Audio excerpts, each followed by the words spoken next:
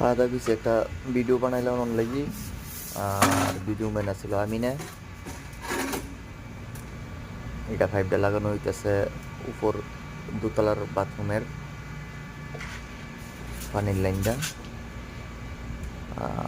এই যে দেখেন পাইপের মধ্যে আমি আটা লাগাইতেছি।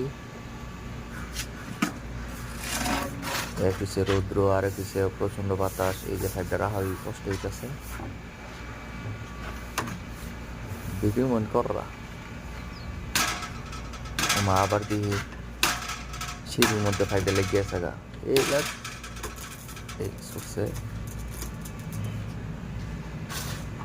এই পাইপ বৈশা গেল। এখন যাইতে উপরে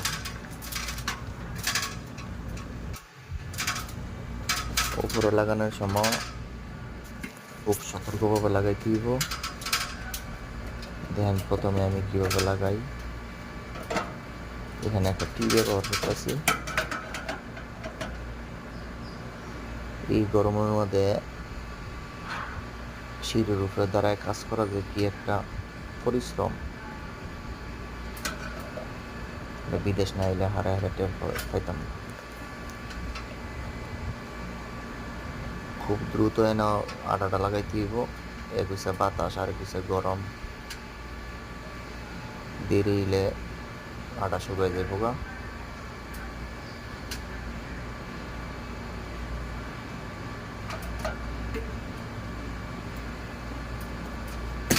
প্রথমে লাগাইতে হবে এই যে পাইপটা হারা পাইপের মধ্যে। এই জায়গাটা খুব সতর্কভাবে এই যে জোরে জোরে ধাক্কা দিতে হইব, ধাক্কা দিতে হইব যাতে ভিতর ঢুকে। আর এই জায়গাটা খুব কেয়ারফুল। এই জায়গাটার মধ্যে হাতুড়ি দিয়ে অথবা শক্ত জাতীয় কোনো জিনিস দিয়ে বাড়ি দেওয়া যেত না।